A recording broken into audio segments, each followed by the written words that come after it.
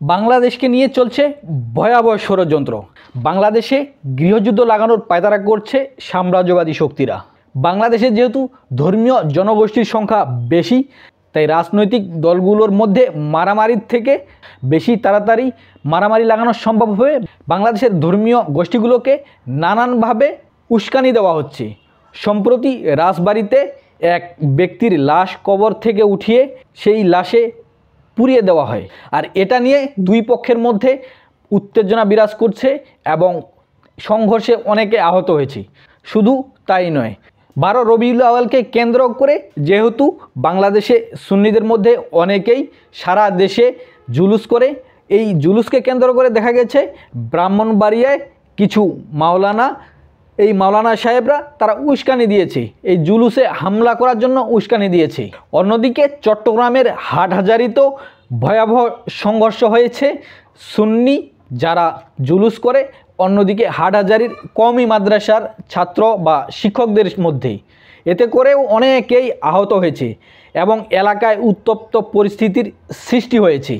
এভাবেই চলছে সারা বাংলাদেশে ধর্মীয় গোষ্ঠীগুলোর মধ্যে মারামারি, সংঘর্ষ, এবং তাদেরকে বিভিন্নভাবে উস্কায় দেওয়া হচ্ছে, তাদের কলকাঠি নাড়া হচ্ছে।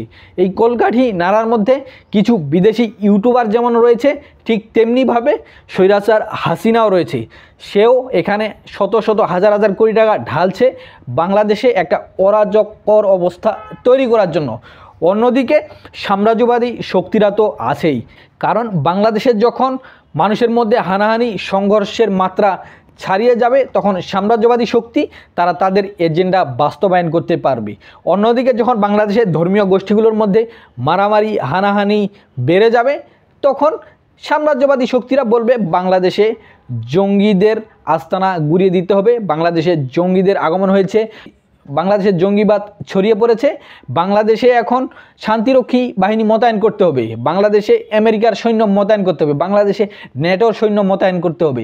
এভাবে বাংলাদেশে সাম্রাজ্যবাদী শক্তিরা আসার জন্য একটা প্ল্যাটফর্ম তৈরি করে রাখছে, আর সেজন্য বাংলাদেশকে অস্থিতিশীল করার জন্য বিভিন্নভাবে কলকাঠি নাড়ছে সাম্রাজ্যবাদী শক্তি। অন্যদিকে বিগত সময়ে যারা স্বৈরাচারী আচরণ করেছে, তারাও বিদেশ থেকে বাংলাদেশকে অস্থিতিশীল করার জন্য কলকাঠি নাড়ছে। এতে করে বাংলাদেশ ভয়াবহ কঠিন অবস্থার সম্মুখীন হতে যাচ্ছে। বাংলাদেশে যদি এভাবে মারামারি হানাহানি চলতেই থাকে, তাহলে বাংলাদেশ আস্তে আস্তে গৃহযুদ্ধের দিকে চলে যেতে পারে। আর এজন্য বাংলাদেশের সশস্ত্র বাহিনীকে অবশ্যই পদক্ষেপ গ্রহণ করতে হবে।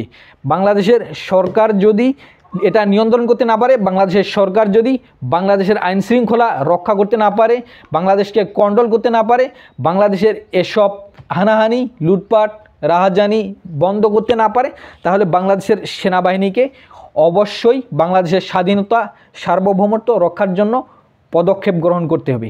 অন্যথায় বাংলাদেশে যদি গৃহযুদ্ধ শুরু হয়ে যায়, সেই গৃহযুদ্ধে বাংলাদেশে লক্ষ লক্ষ মানুষ নিহত হবে, বাংলাদেশ ধ্বংস বিচ্ছিন্ন হয়ে যাবে।